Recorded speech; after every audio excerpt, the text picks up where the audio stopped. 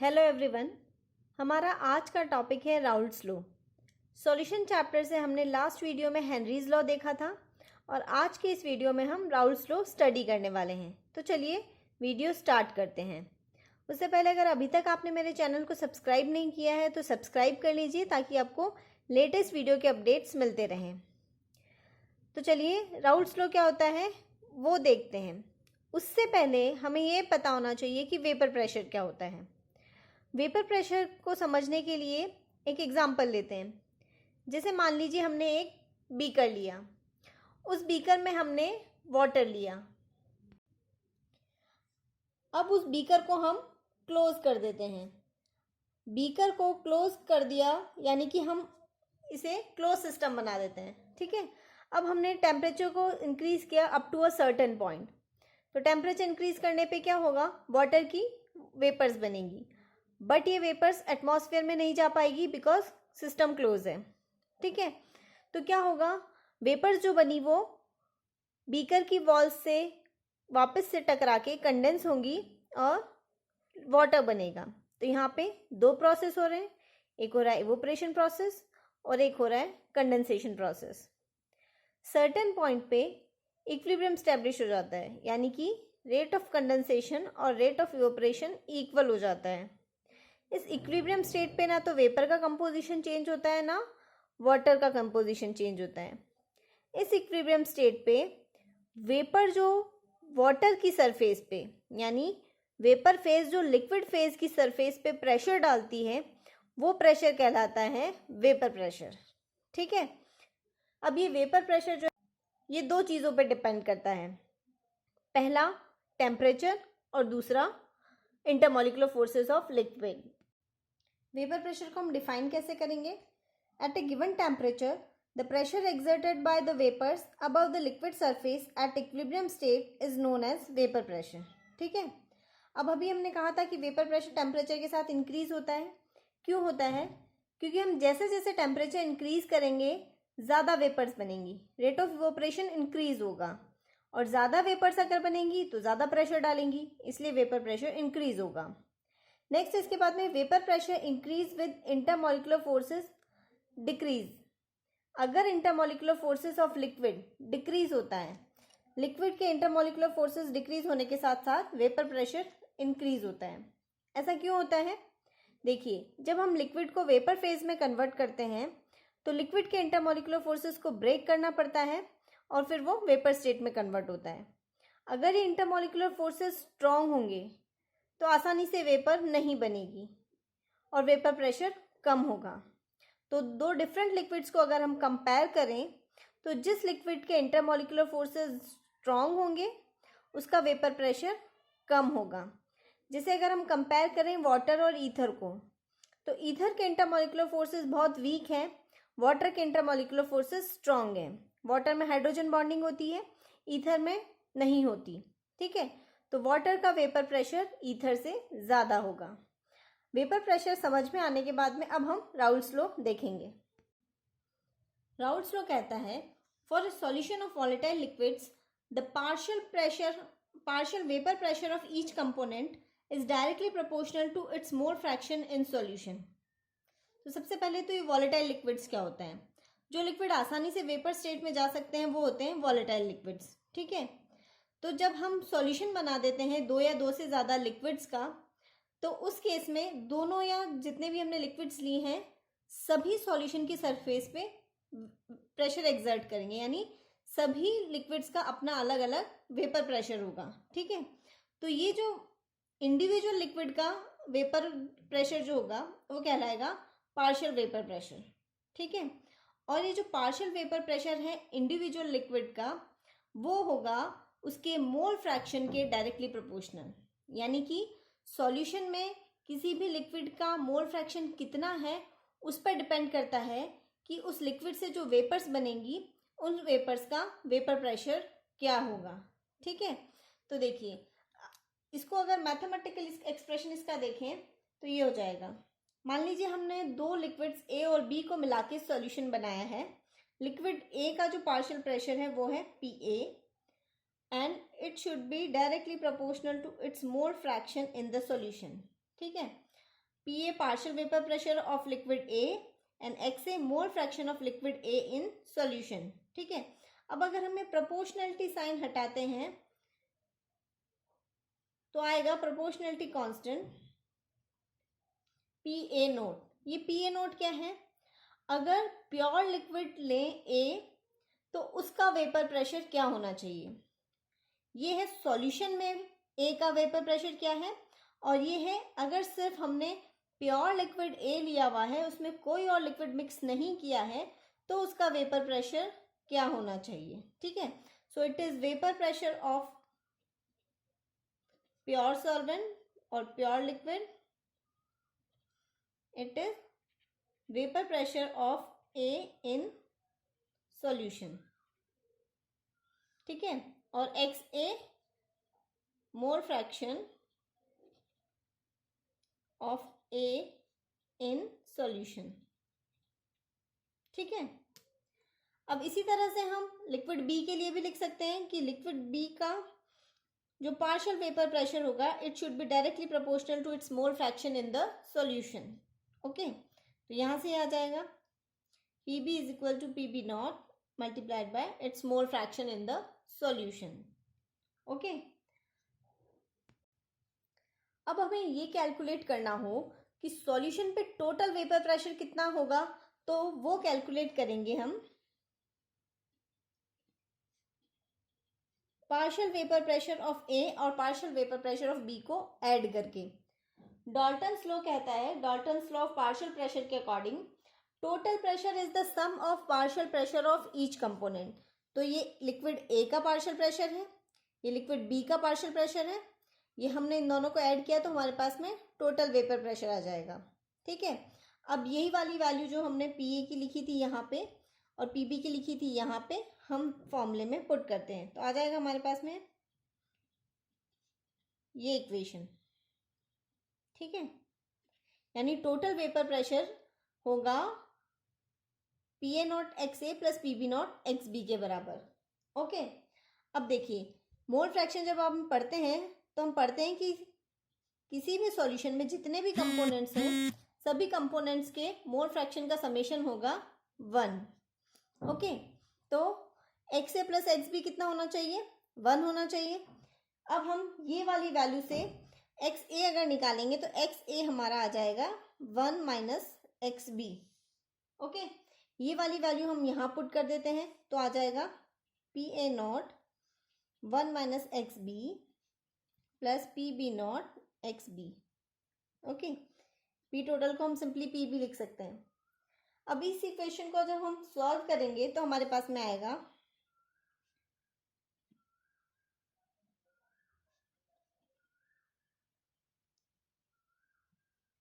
ये equation. Okay, further solve कीजिए।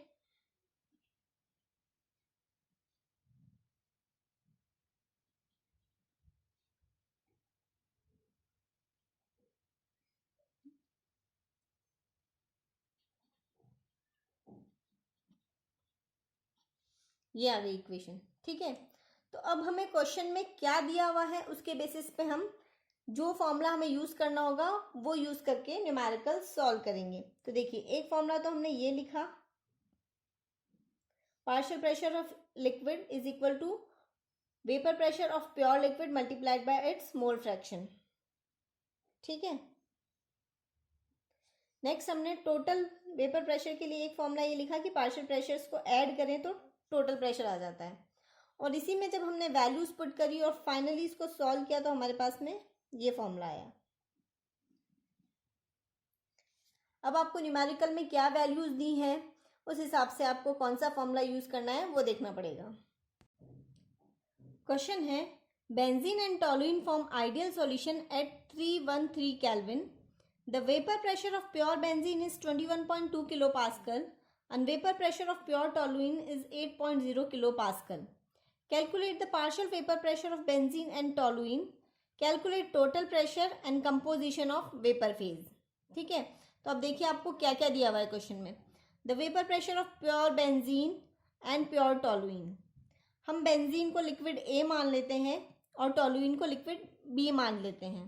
तो हमारे पास में प्योर बेंजीन का वेपर प्रेशर है, यानी हमारे पास में PA0 है। ओके, अब प्योर टोलुइन का भी वेपर प्रेशर है, यानी हमारे पास में PB0 भी है। ओके, अब हमको क्या कैलकुलेट करना है, partial vapour pressure of benzene and toluene. Benzene और टोलुइन का पार्शियल वेपर प्रेशर, बेंजीन को हमने A माना है, यानी PA will be the partial vapour pressure of benzene and PB will be the partial vapour pressure of toluene. ठीक है, उसके बाद में हमको टोटल प्रेशर निकालना है। टोटल प्रेशर इस फॉर्मूले से आ जाएगा। ठीक है, तो अब डायरेक्ट हम फॉर्मूले में वैल्यूज पुट करते हैं और न्यूमेरिकल सॉल्व करते हैं। तो सबसे पहले क्या क्या गिवन है हम वो लिख लेंगे। हमें PA0 गिवन है। क्वेश्चन में कंडीशन है if we take equal moles of benzene and toluene. ठीक है, तो देखिए सबसे पहले हमें क्या क्या पता है हम वो लिख लेते हैं। PA0 दिया हुआ है, that is 21.2 kilo pascal. PB0 दिया हुआ है, दैट इज 8 किलो पास्कल। ठीक है ना, अब हमें निकालना है PA, ये होगा PA0 multiplied by mole fraction of liquid A। Okay, PB निकालना है, ये हो जाएगा PB0 XB। ओके, अब देखिए आप X और XB कैसे निकालेंगे। मोल फ्रैक्शन का हम फॉर्मूला पढ़ते हैं, जैसे हमें A के मोल फ्रैक्शन निकालने हैं। A हमने बेंजीन को माना है और B हमने टोलुइन को माना है। मोल फ्रैक्शन का हम फॉर्मूला पढ़ते हैं, number of moles divided by total number of moles. Okay, अब क्या बोला है क्वेश्चन में, if we take equal moles of benzene and toluene. मान लीजिए हमने बेंजीन के A मोल्स लिए, तो टोलुइन के भी कितने मोल्स लिए, A मोल्स लिए। ठीक है, ये अज्यूम करके हम वैल्यू पुट करते हैं।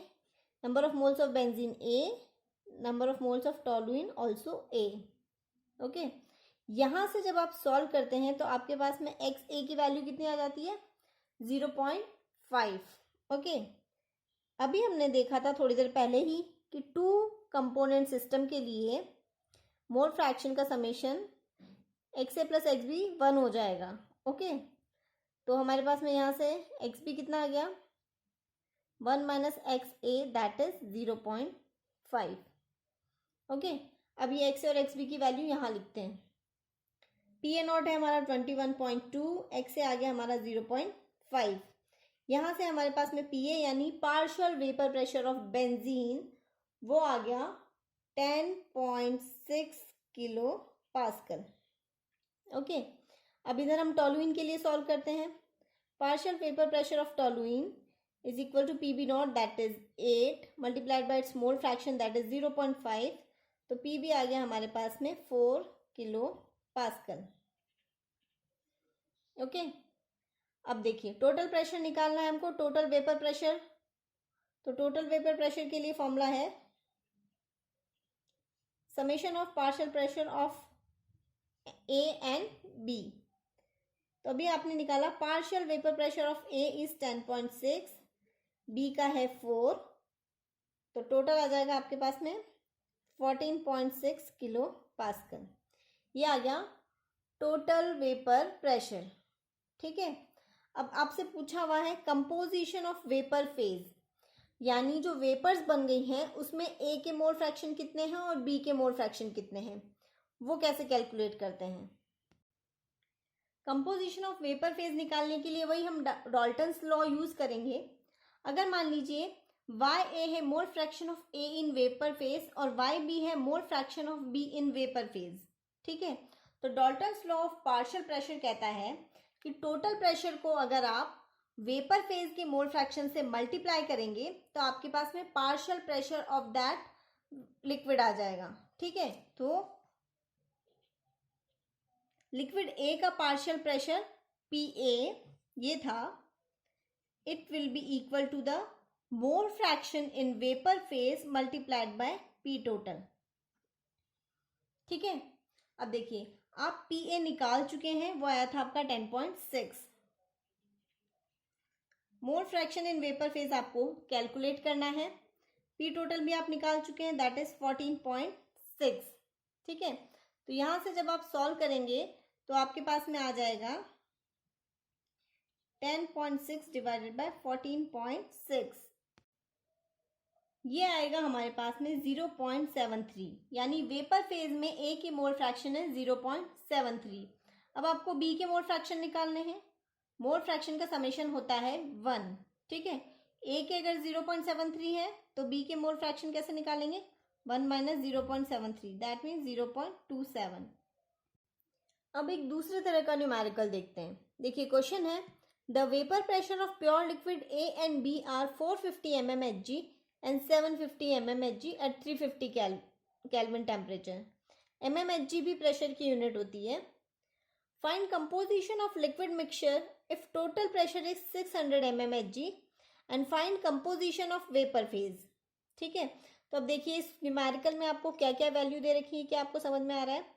प्योर लिक्विड ए और बी का हमको वेपर प्रेशर दे रखा है, तो प्योर लिक्विड ए का वेपर प्रेशर हो गया PA0 450 mmHg। सेकेंड हमको दे रखा है PB0, दैट इज 750 mmHg। हमको टोटल प्रेशर भी दे रखा है, P टोटल ये है 600 mmHg। अब हमको निकालना है composition of liquid mixture, means mole fraction of A and be in liquid mixture. तो हमने राउल्स लॉ का जो फॉर्मूला पढ़ा था उसमें जो हमने लास्ट में फॉर्मूला डिराइव किया था, हम वो वाला यूज करेंगे जिसमें हमारे पास में एक ही अननोन क्वांटिटी है, बाकी चीजें हमें पता है। ये वाला फॉर्मूला हमको यूज करना है। देखिए ये वाला फॉर्मूला यहीं से आया था, हमने यूज इसको यहां से डिराइव किया था। P total is equal to PA0 XA plus PB0 XB। ठीक है, इसी को जब रीअरेंज किया था तो हमारे पास में ये वाला फॉर्मूला आ गया था। ठीक है ना, तो अब हम इस वाले फॉर्मूले में वैल्यू पुट करेंगे। P लिखा है सिंपली, ये P टोटल है। ओके, P टोटल 600 है, PA0 450 है, XB means mole fraction of B हमें कैलकुलेट करने हैं, और PB0 है 750, PA है 450।